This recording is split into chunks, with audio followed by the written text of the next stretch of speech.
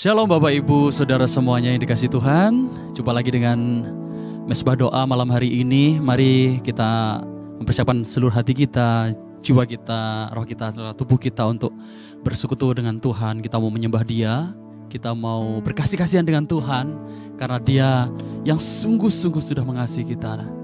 Mari saat ini kita bersatu dalam doa. Bapa, kami bersyukur saat malam hari ini Engkau Allah yang baik, Engkau Allah yang luar biasa. Kami mau Tuhan menyukakan hati Engkau, kami mau meninggikan Engkau, kami mau sembah Engkau, dan kami mau mendengarkan firman-Mu. Urapi setiap kami, penuhi kami dengan roh-Mu, bila kami boleh berjumpa muka dengan muka dengan Engkau ya Tuhan. Dimanapun kami berada, kami percaya hadirat-Mu turun, surga-Mu nyata di tempat kami. Kau Allah yang baik, Kau luar biasa. Di dalam nama Tuhan Yesus Kristus kami berdoa dan bersyukur. Haleluya. Amin.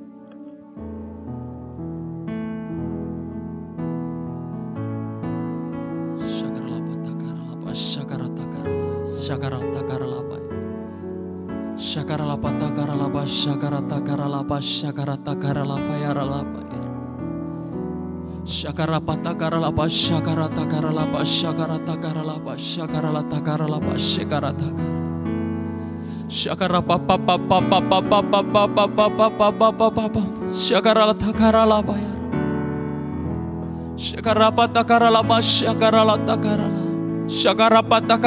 shekarataka lapa shakarata. Shakarapatakara lama shekatekara lapa takara lapa yara lama shekarataka. Shakaramatakara lama shekaratakara lapa shekeretekara lapa papa papa papa papa papa papa. Shakaratakara papa papa papa papa papa papa papa. Shakaralama shekaralala tekaralama. Shakaratakara shakaratakara. Shakarapapapapapapapapapapa. Thank you Lord Jesus. Terima kasih. Terima kasih. Dalamnya kasih-Mu Bapa, terlebih dari segalanya, pengorbanan yang termulia selamatkanku dengan darah yang tercurah. Ampuniku atas dosa, ku bersujud kepadamu, oh Yesusku. Engkau ku sembah, Kau yang terindah. Pulihkanku dengan darah-Mu. Engkau ku sembah, Bapa mulia. Seumur hidupku ku mau menyembah-Mu. Ini kerinduan kami Tuhan.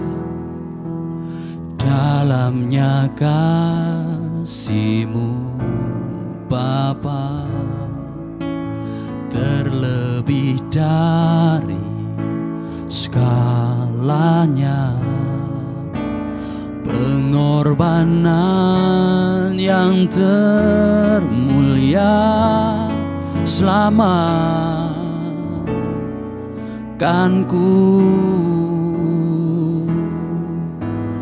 dengan darah yang tercurah. Ampuniku atas dosa, ku bersujud kepadamu, oh Yesusku. Engkau ku sembah, Kau yang terindah, pulihkan ku dengan darah-Mu. Engkau ku sembah, Bapa mulia, seumur hidupku ku mau menyembah-Mu.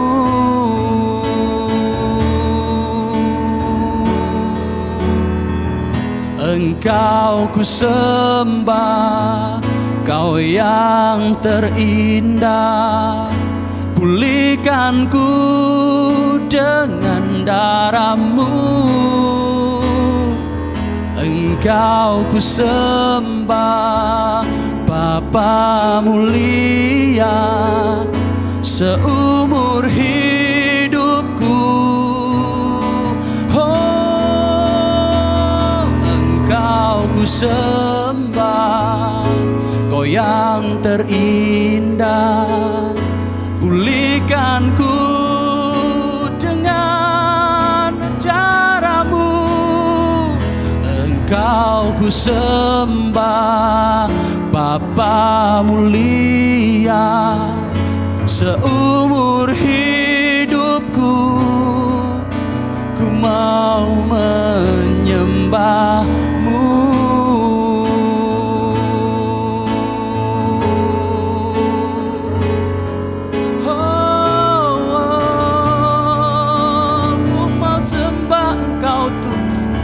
Seumur hidup ini ku mau sembah Engkau, Kau yang terindah.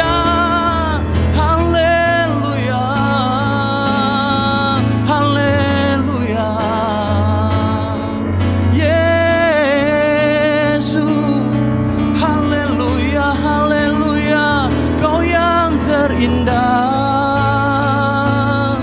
Kau yang termulia, Kau yang perkasa, Bapakku, Kau yang terindah. Syarala papa papa papa lapa takara lapa syakara lapa syakara takara lapa syakara lama yara.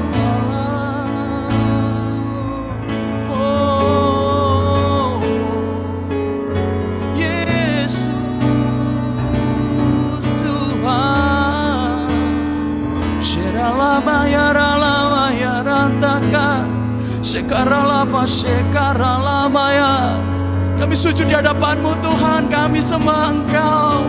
Kau Allah yang hebat, Kau Allah yang luar biasa, Kau yang terindah dalam hidup kami.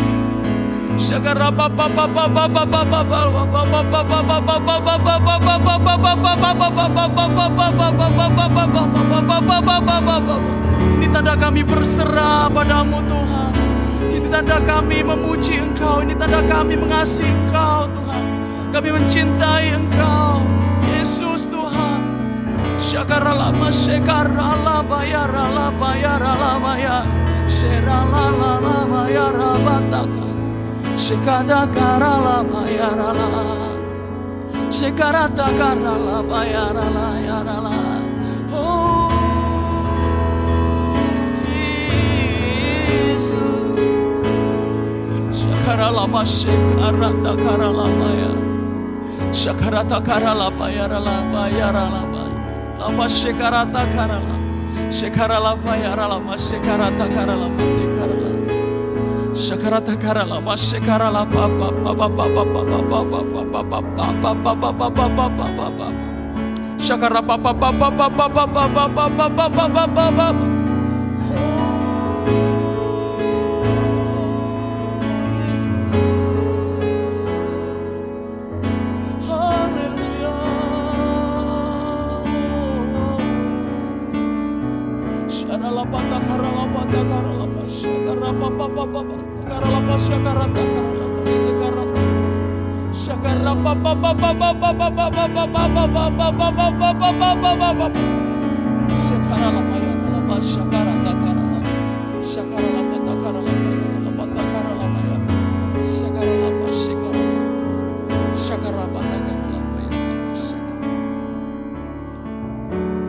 Kau yang layak, yes Lord. Kau yang layak, Kau layak disembah di dalam roh dan kebenaran. Kau yang layak, oh, Kau yang layak, Kau layak disembah, ditinggikan untuk selamanya. Kau yang layak, Kau yang layak, Yesus, Kau yang layak, Kau layak disembah di dalam roh dan kebenaran. Kau yang layak, Kau yang layak, Kau layak disembah, ditinggikan untuk selamanya.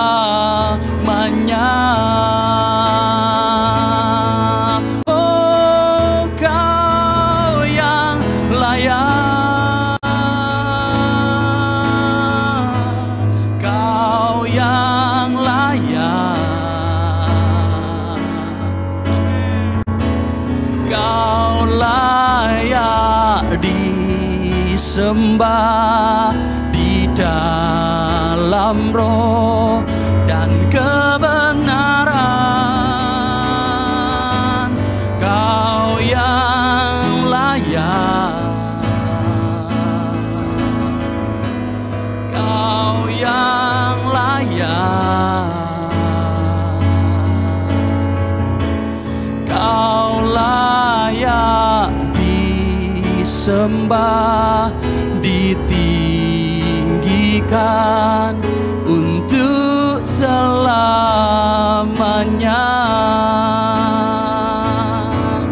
Kau yang layak ditinggikan untuk selamanya. Kau yang layak ditinggikan untuk selamanya.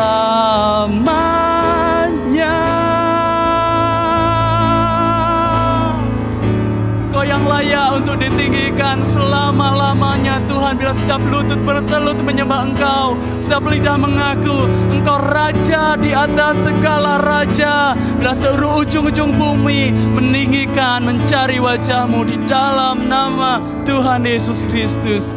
Terima kasih Tuhan, kami siap untuk firman-Mu saat malam hari ini. Terpujilah nama-Mu, berbicaralah atas kami. Di dalam nama Tuhan Yesus Kristus kami bersyukur dan berdoa. Haleluya.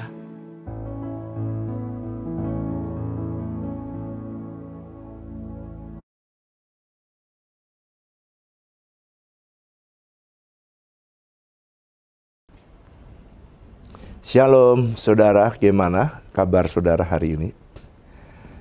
Saya senang selalu menyapa saudara, bertanya bagaimana kabar hari ini.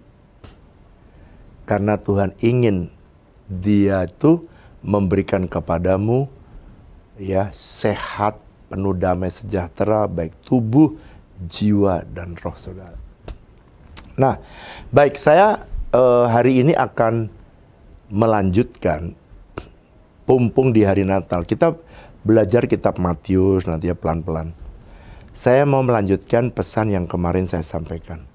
Kenapa Maria dan Yusuf mesti harus menyingkir ke Mesir membawa Yesus. Oke, saya akan baca 3 ayat, lalu kemudian kita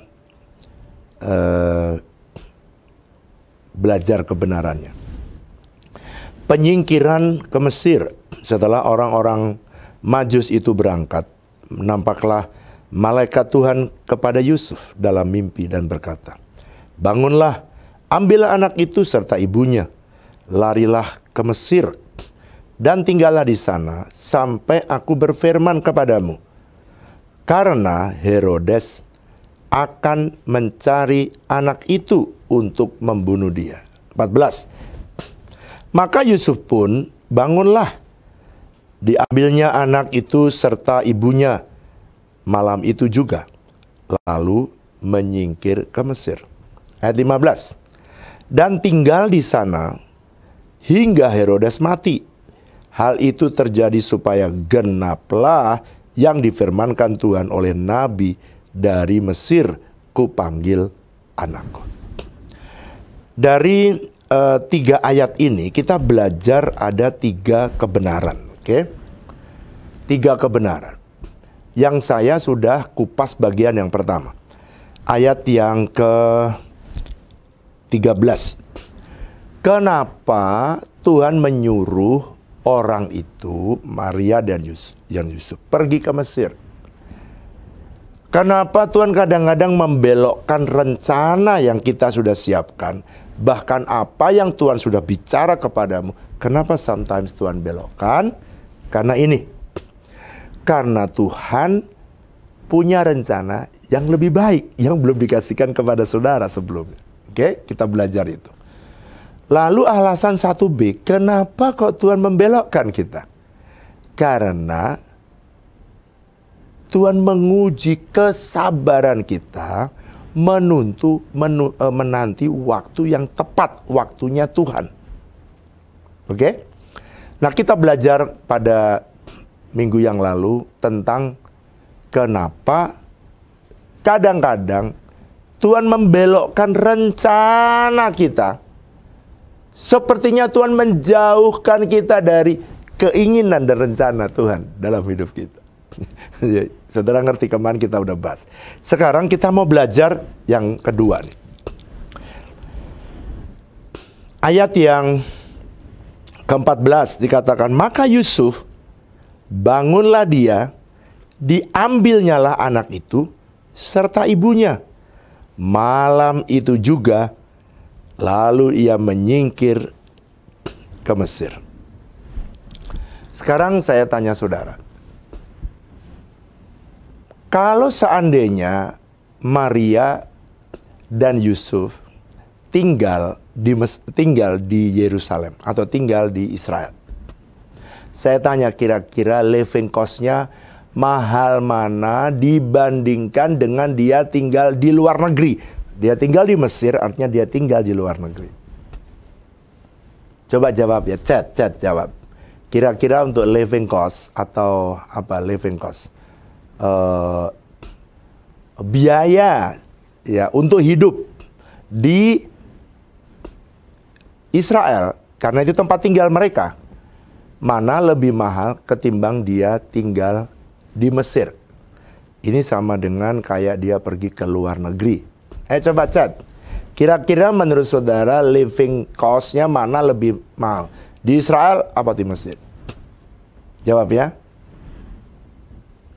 Wow, ternyata sebagian besar menjawab di Mesir lebih mahal. Kalau saudara tanya sekarang, mana lebih mahal, tinggal di Mesir apa di Israel? Saudara tak kasih tahu, sekarang tinggal di Israel lebih mahal. Bayar kalau kita nginep di Israel lebih mahal daripada di Mesir kan sekarang.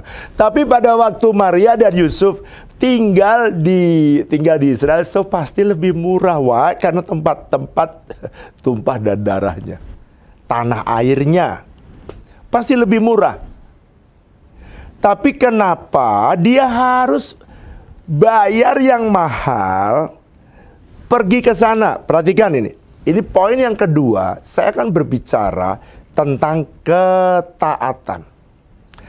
Jadi Yusuf dan Maria adalah pribadi, sekalipun dia tahu rencana Tuhan, dia tahu perintah Tuhan, tetapi Yesus tetap akan dibunuh oleh Herodes kalau papa mamahnya Yusuf dan Maria tidak membawa Yesus yang masih kecil ini pergi. Jadi ada faktor kedua di hari Natal yang saudara, peristiwa-peristiwa Natal ini yang paling penting untuk saudara renungkan. Yesus lahir, peran Maria dan peran Yusuf sangat besar. Ketaatan dia mendengar arahan Bapa itu menentukan apakah Yesus mencapai destiny hidupnya atau tidak. Jadi saya ingin membahas, atau kalau saya sebut destiny Yesus adalah keselamatan bagi saudara dan saya. Natal itu artinya Yesus datang untuk memberi keselamatan, dan puncak keselamatan ketika dia ada di atas kayu salib. Kalau dia mati sebelum dia di atas kayu salib menanggung derita, pasti keselamatan tidak terjadi.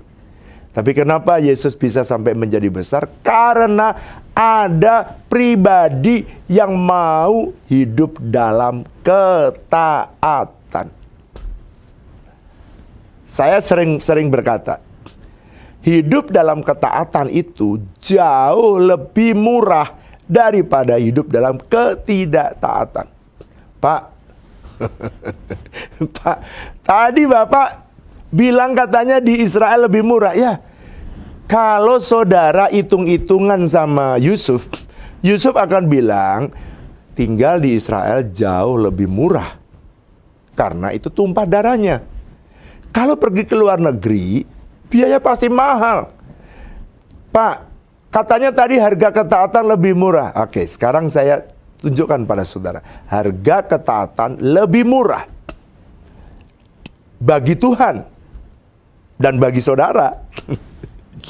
Saudara, sebelum Tuhan memberikan perintah untuk pergi ke Mesir, Dia selalu menyiapkan bagi Yusuf dan Maria. Pak, dari mana duitnya dia? Dia nggak siap punya anak. Dia nggak siap beli popok. Dia nggak siap apalagi membawa pergi ke luar negeri dan tinggal selama kurang lebih 2 tahun. Dari mana?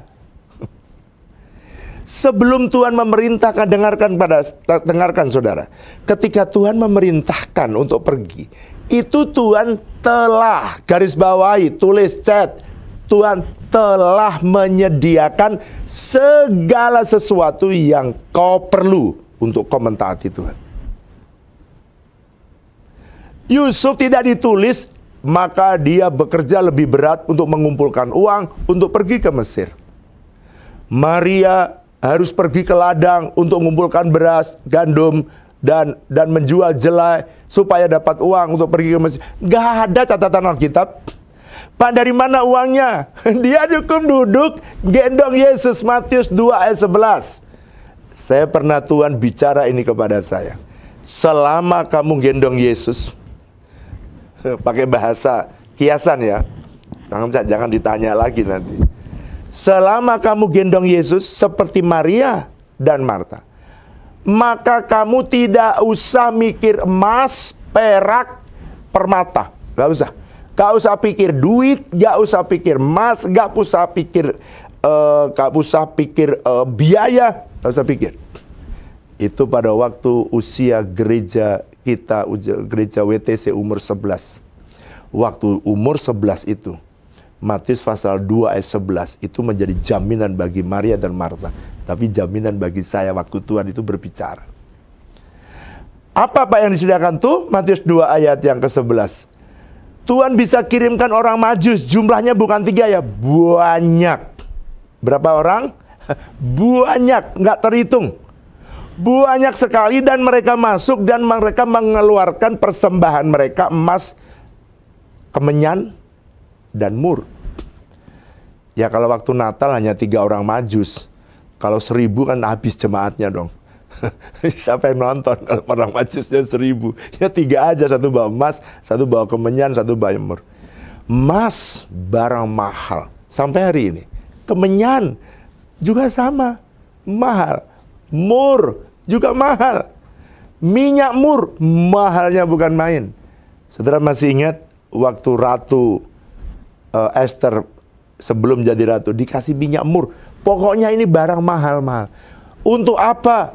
Pada waktu awal Maria dan Yusuf juga bingung. Ini emas untuk apa segini banyak? Mur untuk apa segini banyak? Ternyata yang tanpa disadari, ketika berjalan baru dia tahu bahwa ternyata Tuhan telah menyediakan segala sesuatu yang kamu perlukan untuk mengerjakan rencana Tuhan. Tuhan tidak pernah berhutang sedikit pun terhadap rencananya yang diberikan kepada saudara. Never. Bahkan dia menyediakan. Dan itu sebabnya orang yang mengalami kemurahan Tuhan, dia selalu murah hati. Ada yang tanya sama saya, Pak, kenapa sih Bapak itu kok murah hati pada orang miskin? Kenapa Bapak habiskan puluhan miliar, bahkan ratusan miliar untuk menolong orang sakit, orang susah? Why? Ya karena saya mengalami kemurahan. Semuanya itu oleh karena kemurahan Tuhan. Ada satu lagu, oleh karena kemurahan. Oleh karena kebaikan Tuhan, ku ada sampai hari ini.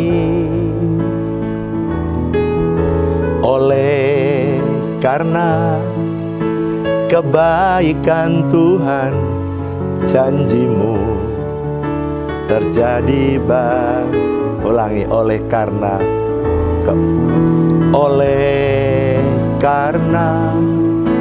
kemurahan Tuhan, ku ada sampai hari ini.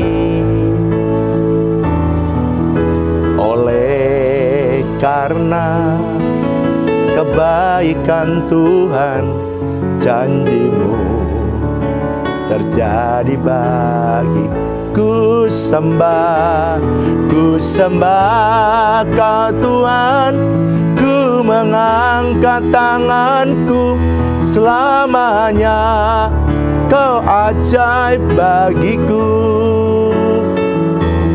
Ku sembah Kau Tuhan, ku mengangkat wajahku, selamanya Kau hebat bagiku. Saudara, kalau saudara tanya kenapa kok Bapak kok ngabisin duit, bukan ngabisin duit. Karena saya memperoleh kemurahan Tuhan, maka saya harus murah hati kepada orang lain. Supaya kemurahannya Tuhan itu mengalir. Makanya pada beberapa waktu lalu saya khotbah di jemaat. Saya dulu sulit bermurah hati pada diri saya sendiri. Pergi ke restoran aja sulit. Saudara dengar kan itu kesaksian saya. Saya pikir itu pemborosan. Tapi ternyata ketika saya diajak istri saya, ternyata makan di restoran enak. Sejak itu saya mau pergi ke restoran. Kalau saya tidak mengalami kemurahan Tuhan, dan saya tidak mau bermurah hati pada diri saya sendiri, saya tidak akan bisa bermurah hati kepada orang lain. Betul apa betul, saudara? Ingat ya, kalau saudara beroleh kemurahan, maka saudara juga harus belajar murah hati kepada orang lain. Karena kalau saudara tidak bermurah hati kepada orang lain, kemurahannya akan berhenti. Bagaimana supaya kemurahan Tuhan itu mengalir? Saudara harus gunakan apa yang diberikan oleh Tuhan untuk melakukan apa yang menjadi rencana Tuhan. Yusuf dan Maria, saya tidak tahu, mungkin jangan-jangan ada satu kamar khusus untuk menyimpan emas, kemenyan, dan mur. Karena saking banyaknya hadiah waktu Yesus lahir. Bapak kita, Allah kita tak pernah hutang kepadamu. Never. Dia, kalau saudara sempat menolong orang miskin, dia memiutangi Tuhan. Tetapi dia akan membalas kepadamu lebih daripada apa yang kamu hutangin kepada orang miskin. Itu sebabnya kalau dia bermurah hati kepadamu, dia punya kerinduan supaya Anda juga menyalurkan kemurahannya kepada orang lain. Nah, Yusuf ditanya sama Tuhan, coba kamu pergi ke Mesir. Dia nggak tanya di dalam Alkitab ini. Tidak ada. Maka Yusuf bergumul dengan biaya pergi ke Roma, cari hotel atau cari rumah, nyewa rumah dan makan di Mesir. Nggak ada ayat itu. Dan Yusuf langsung tahu, oh ini maksudnya. Oh ini ada emas, oh ini ada kemenyan, oh ini ada mur. Dan dia harus menggunakan kemurahannya Tuhan dipakai untuk melakukan rencana Tuhan. Jadi, kalau saudara perhatikan, jadi kalau sampai dia tidak pergi ke Mesir, saudara tahu harga yang lebih mahal. Pertama, Yesus pasti dibunuh. Karena semua anak di bawah 2 tahun dibunuh oleh Herodes. Harganya jauh lebih mahal. Yang kedua, jangan-jangan harta itu dirampas oleh Herodes. Kalau dia tahu ternyata di situ tempat Yesus dan orang-orang Majus memberikan persembahan emas kepada Yesus. Habis. Tapi ingat, harga ketaatan selalu lebih murah daripada harga ketidaktaatan. Anda ngerti sekarang? Pada waktu dia berangkat, dia nggak mikir lagi, semua harta bendanya dia bawa. Dan pada waktu di Mesir, semua pembiayaan telah dibiayai. Ini yang menyebabkan kenapa saya tuh belajar senang mentaati Tuhan. Di tengah-tengah pandemi suruh bangun RIS, lantai 4 dan lantai 5. Saya juga nggak tahu. Saya juga bergumul, kenapa sih Tuhan? Tuhan cuma tanya, kamu mau nggak nolongin orang-orang yang sakit lebih banyak? Karena waktu COVID itu banyak orang di depan IGD yang tidak tertampung. Dan saya bilang saya mau kerjakan itu. Dan waktu kita kerjakan, kemurahannya mengalir. Dan saya percaya kemurahan Tuhan akan terus melimpah ketika saudara dan saya menggunakan kemurahan yang Tuhan berikan dalam hidup kita untuk disalurkan agar orang lain juga menikmati kemurahannya. Kemarin saya tidak tahu apakah itu jemaat atau itu gereja lain. Saya pada waktu mau rapat di RIS, tiba-tiba ada orang yang salaman kepada saya. Dia bilang gini, Pak, terima kasih ya Bapak telah investasikan pelayanan ini untuk menolong banyak orang. Oh iya Bu, kenapa Bu? Saya mendengar banyak kesaksian orang-orang yang tidak bisa diterima di tempat lain. Ketika menggunakan BPJS di tempat ini langsung dilayani sebagaimana layaknya orang pendaftaran umum biasa. Dan seperti di sini saya sepertinya dilayani dan orang yang tidak bisa diterima di tempat lain di sini diterima. Itu kesaksian dari seorang jemaat. Dan bahkan banyak gereja yang berterima kasih dan bersyukur karena pelayanan RIS Hospital. Kenapa kok saya pada waktu mau rapat, kok ada orang yang nyegat saya? Dan kemudian dia berkata itu. Supaya saya mendengar dari Tuhan. Bahwa apa yang diinvestasikan untuk mentaati perintah Tuhan. Ternyata itu bagian dari kemurahannya. Kalau kita lakukan, Tuhan pasti bermurah hati lebih besar lagi. Coba. Kita sekarang bangun, kalau suruh bangun convention center. Sambil saya khotbah ini, saya dapat rema yang tidak pernah, yang belum saya dapatkan sebelumnya. Sambil saya bicara kepada saudara, untuk membangun convention center itu butuh uang yang sangat besar. 5.000 seat. Tapi sambil saya cerita, kalau Tuhan menyuruh, dia tak pernah hutang. Tadi sambil saya bicara, Tuhan juga bicara kepada saya, kamu gak usah pikirin. Aku yang akan menyediakan. Bagianmu taat. Jadi ketaatan, nilai ketaatan jauh lebih murah daripada ketidaktaatan. Anda mesti ngerti ini. Untung Yusuf dia pergi. Murah itu harganya, pergi. Murah karena duitnya udah dikasih. Dia juga nggak gali sawah. Dia juga nggak nanam padi, nanam jagung, nanam gandum.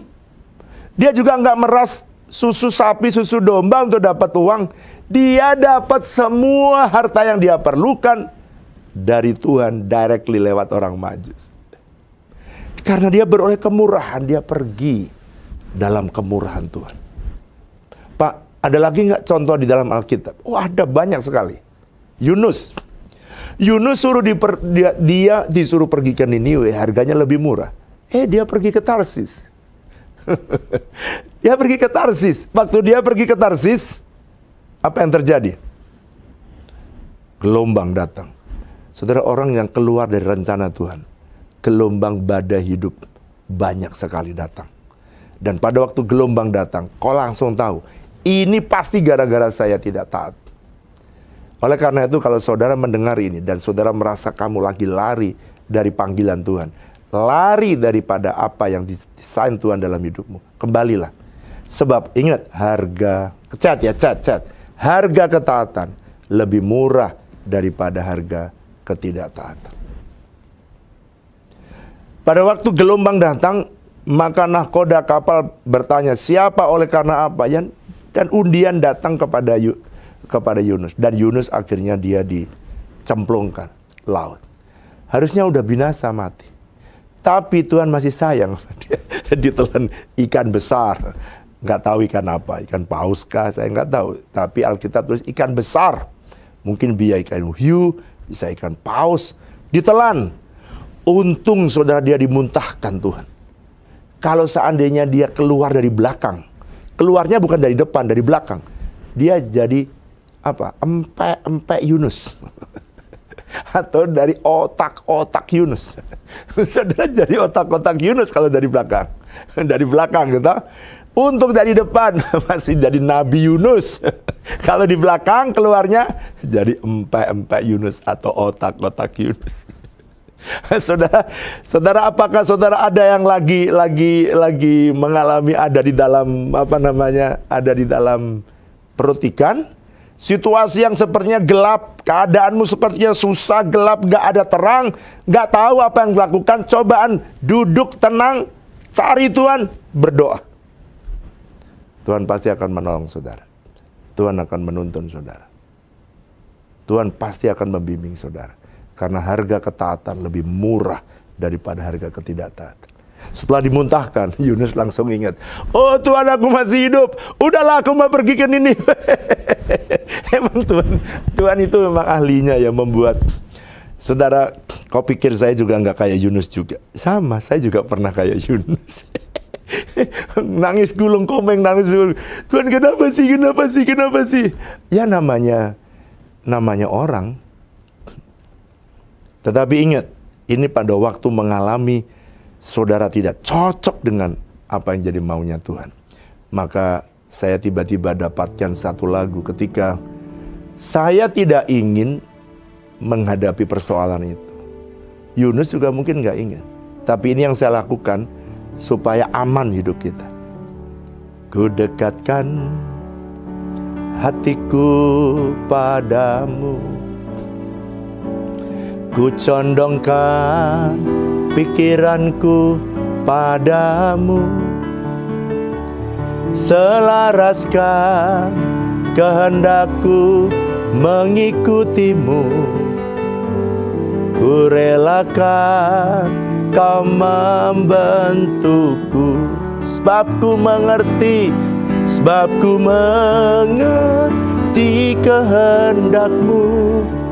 Yes, yang terbaik bagiku. Jalan di depan tak seorang pun yang tahu, hanya Yesus yang menjamin hidupku. Sebab jalanmu indah, sungguh tak terselami. Ku mengikuti rencanamu, Namun satu yang aku tahu Tuhan, masa depan indah bersamamu. Sebab kami percaya Tuhan, yang terbaik bagiku. Jalan di depan tak seorang pun, hanya Yesus yang menjamin hidupku. Karena kita tidak tahu apa yang akan terjadi besok, jadi paling aman adalah mentaati perintah Tuhan. That's it.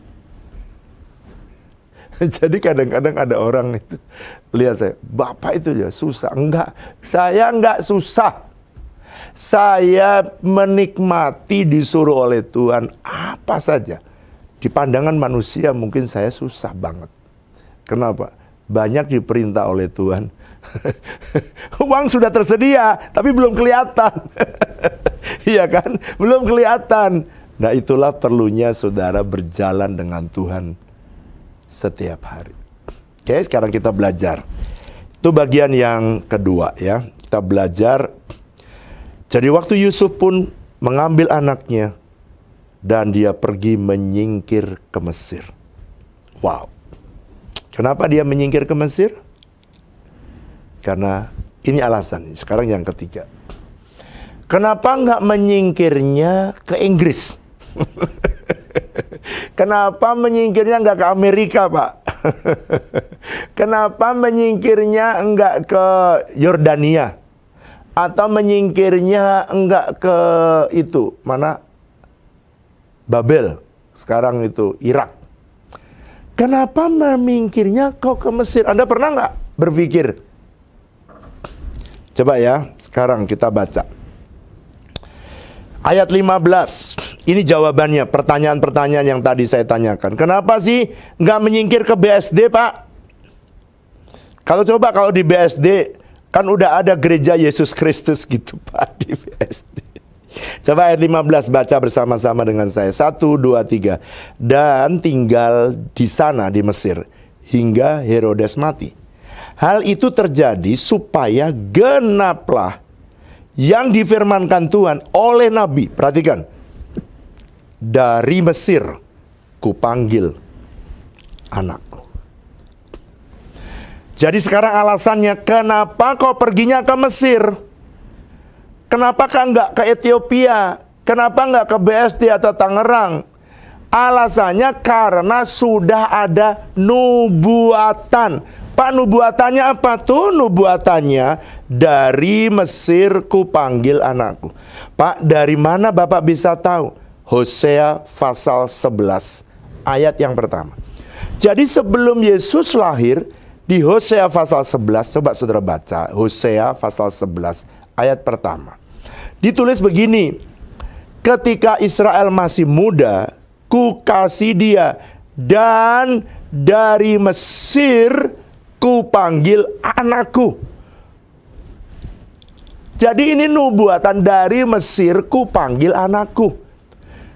Nubuatan hanya untuk menggenapi nubuatan ini, Yesus harus pergi ke Mesir. Pak, kebenaran apa, Pak? Kebenaran apa yang harus saya tahu? Dengarkan. Kalau Tuhan sudah berjanji kepadamu, Dia itu udah ngomong. Nubuat itu apa, Pak? Nubuat itu adalah sebuah perintah Tuhan yang akan terjadi, atau firman Tuhan memberitahukan kepadamu apa yang akan terjadi, yang akan datang. Pertanyaannya,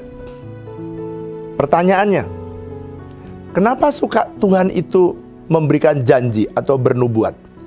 Supaya saudara bisa pegang janjinya. Janjinya itu ya dan amin.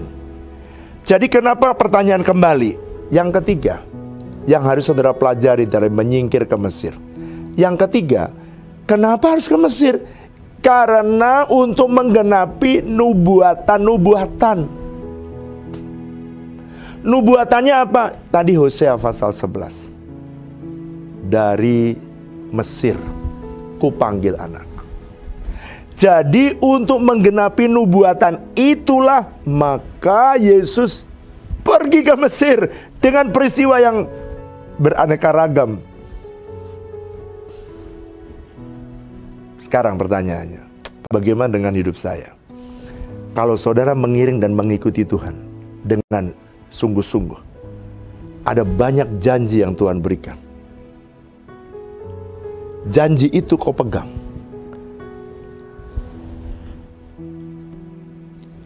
Hidupku menggenapi firman-Mu, tanda mujizat sertai tiap langkahku. Kau bersamaku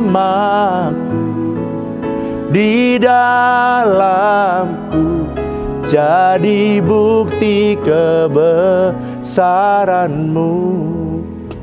Sekarang ya, saya banyak menerima janji Tuhan. Contoh, Dia berikan 4 janji. Bangsa-bangsa akan datang. Waktu saya berkata bangsa-bangsa akan datang ke WTC, banyak orang berkata, Pak, karena waktu itu masih hutan karet, mana ada bangsa-bangsa datang ke BSD, Pak. Kenapa memang? Hutan karet kini masih ada. Banyak gak percaya, ya gak apa-apa juga, tapi saya ngomong. Dan saya percaya nubuatan itu harus terjadi. Karena hidup ini adalah menggenapi nubuatan, menggenapi janji-janji Tuhan. Tiba-tiba ada 10 orang bule datang dari Amerika. Jemaat kaget, pengerja, wah Pak, janji itu tergenapi. Iya, makanya jangan pernah sepelekan janji-janji Tuhan itu. Ternyata datang lagi besoknya dari Australia, bule datang, Pak Le juga datang dari Afrika, ya, bule ada, Pak Le ada datang. Sehingga sekarang saudara ada kebaktian English Service, Pak Le dan bule bisa bersama-sama bersatu, hitam dan putih berjalan bersama-sama. Sekarang English Service begitu banyak dan antusias, luar biasa. Sekarang anak-anak rohani yang akan datang. Pada waktu itu kebaktian WTC sekali apa 2 kali waktu saya terima janji. Saya bilang anak-anak rohani akan datang.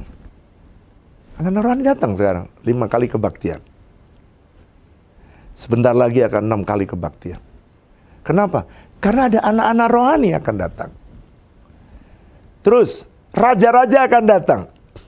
Saya ucapkan raja-raja akan datang. Sekarang banyak orang-orang yang punya kedudukan, orang-orang yang diberkati Tuhan, para raja yang memerintah di marketplace. Mereka ada di rumah Tuhan. Datang. Dan yang keempat, apalagi Pak, janji Tuhan. Tuh, harta kekayaan bangsa-bangsa akan datang. Saudara, beberapa tahun yang lalu, sebelum pandemi, apa di tengah pandemi saya lupa, itu datang 1 kontainer medical equipment dari Amerika, free of charge. Diberikan 1 kontainer besar 40 feet untuk Reach Hospital. Dan waktu saya melihat itu datang, itu seperti awan setelapak tangan. Seperti awan setelapak tangan yang saya lihat sebelum hujan datang. Dan saya yakin, dengarkan, ini yang saya percaya. Anak-anak saya, anak-anak rohani saya akan diberkati Tuhan dengan bisnis dari bangsa-bangsa. Tangkap ini. Dan saya melihat anak-anak Tuhan akan diberkati dengan cara yang luar biasa. Sebab saya terima janji, saya perkatakan walaupun orang nggak percaya, it's okay. Tapi saya udah lihat awan saya kepala, sebentar lagi anak-anak saya akan diberkati bukan ratusan miliar lagi, triliunan rupiah. Waktu saya berkata begitu, ada orang datang kepada saya, Pak, sekarang saya, ini omset saya sekarang 10 triliun bulan ini. Nggak lama lagi ada yang datang lagi kepada saya, Pak, Saya dulu lagi mikir orang yang sederhana. Dia bilang, sekarang saya sudah diberkati Tuhan, Pak. Sekarang saya bisa omset saya triliunan rupiah. Yang tadi puluhan triliun, ini triliunan rupiah. Dan saya bilang, ini akan lebih banyak lagi. Kenapa? Karena saya pegang janji. Satu nubuatan anakku akan kupanggil dari Mesir saja, itu digenapi oleh Bapa, dan satu iota pun tidak akan pernah undur dan hilang sebelum semuanya digenapi. Itu Tuhan yang bicara. Jadi kalau Tuhan berjanji kepadamu, pegang. Karena Tuhan berjanji di gereja di WTC, Tuhan janji 4 janji Tuhan. Sampai saya tempel, supaya janji itu diperkatakan oleh setiap umat Tuhan. Supaya apa? Harta bangsa-bangsa akan mengalir. Jangan heran ya, nanti kayak saudara, kayak Maria, kayak Yusuf. Nggak ngapa-ngapain, Tuhan, berkat Tuhan mengalir dalam hidup saudara. Tiba-tiba ada orang ngajak bisnis, dan bisnisnya saudara tiba-tiba triliunan rupiah, puluhan triliun rupiah. Dan itu bisa terjadi. Why? Kenapa? Ya karena Tuhan. Karena Tuhan. Peganglah janjinya. Kebenaran yang ketiga yang saudara harus pegang. Setiap Tuhan berjanji, Dia pasti akan menggenapi janjinya. Karena Dia bukan manusia yang berjanji dan tidak menepati. Tapi Dia Tuhan yang berjanji dan menggenapi. Saya mau tutup dengan cerita ini. Waktu tahun 2015, saya menerima janji Tuhan. Perintah Tuhan. Bangunlah House of Bread. Ministry ini, saya tidak tahu, tapi Tuhan berkata, itu akan bisa memberi makan kota. Waktu pandemi, saya udah lihat banyak gereja yang kita bisa beri makan pemimpinnya, orang jemaatnya. Dulu HOB hanya menghidupi jemaat, makan sayur yang sehat, ikan sehat. Sekarang semua orang bisa ngambil, bisa makan. Tapi Tuhan berkata di ayat yang keempat, Rut pasal 1 ayat 4. 10 tahun aku beri waktu kamu. Jadi Bethlehem atau House of Bread itu menjadi luar biasa di usia yang ke-10 tahun dari janji. 10 tahun Naomi pulang. Kenapa? Karena karena Naomi melihat Moab makin kelaparan, Bethlehem makin melimpah diberkati Tuhan. 10 tahun sekarang 2005, dari tahun 2025. Catat ya, 2025 tinggal 2 tahun lagi. HOB akan dilengkapi Tuhan. Saya tidak tahu. Akan dijadikan kayak apa Tuhan, saya tidak tahu. Tapi ini janjinya Tuhan. Aku kasih tahu kamu waktu 10 tahun untuk saya mengerjakan HOB supaya bisa memberi makan dan bermanfaat bagi banyak orang. Sekarang belum jadi kenyataan. Belum jadi kenyataan karena tahun 2025. Tapi saya tetap percaya, walaupun belum terjadi, tapi saya ngomong terus kepada saudara.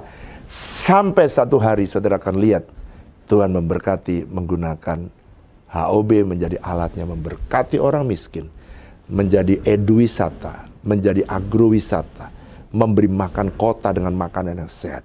Sebentar lagi akan memberi minum air yang sehat dari HOB. Tunggulah tanggal mainnya. Semua Tuhan kerjakan untuk menggenapi apa yang Dia sudah janjikan, apa yang Dia sudah katakan. Sekalipun saya tidak tahu, tetapi saya pegang janji Tuhan. Sebab hidup ini adalah menggenapi janji Tuhan. Hidupku menggenapi firman-Mu, tanda mujizat sertai tiap langkahku. Kau bersamaku, di dalamku, jadi bukti kebesaran-Mu. Mari saya mau berdoa. Mungkin ada saudara yang punya janji dari Tuhan. Kalau itu saudara dan hari ini belum digenapi, angkat tanganmu. Saya mau berdoa supaya Tuhan melihat kau teguh memegang janjinya. Dan kau bisa diberkati Tuhan berlimpah-limpah. Tuhan, aku berdoa untuk anak-anak-Mu yang menerima janji daripadamu. Ingat, janji itu tidak akan pernah goyah sebelum dia menggenapi dalam hidup saudara. Aku berdoa supaya janji itu digenapi dalam hidup mereka. Kalau mereka belum punya anak dan Kau sudah berjanji kepada mereka berikan keturunan ilahi, berikan keturunan ilahi. Tuhan, kalau Tuhan mereka masih sakit hari ini sedangkan Kau berjanji oleh bilur Yesus maka mereka sembuh, sembuhkan mereka yang sakit kanker, sakit tumor, sembuhkan mereka yang sakit ginjal, yang sakit jantung, yang sakit paru, sakit perut, sakit GERD, sembuh dalam nama Yesus. Tuhan, kalau mereka menerima janji bahwa harta bangsa-bangsa akan datang dan mereka percaya dan mereka memegang janji itu, Tuhan, aku minta alirkan dalam hidup mereka dan berkati mereka dengan berkat yang berlimpah-limpah Tuhan, sehingga mereka menikmati kebaikan dan kemurahan-Mu makin hari makin luar biasa, makin dahsyat. Berkati mereka, berkati mereka, sembuhkan mereka. Oh Masakaral, yang mereka sekolah dan mereka pengen kuliah di tempat yang baik, berikan Tuhan jalan sehingga mereka berikan sekolah dan kuliah yang lebih baik. Kalau mereka kerja, mereka lulus dan mereka butuh pekerjaan, Tuhan pegang janji-Mu, Engkau berkati mereka dan berikan pekerjaan yang terbaik,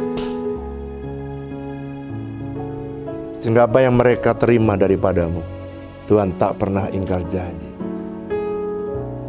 Percayalah dan lihatlah tangannya akan bekerja.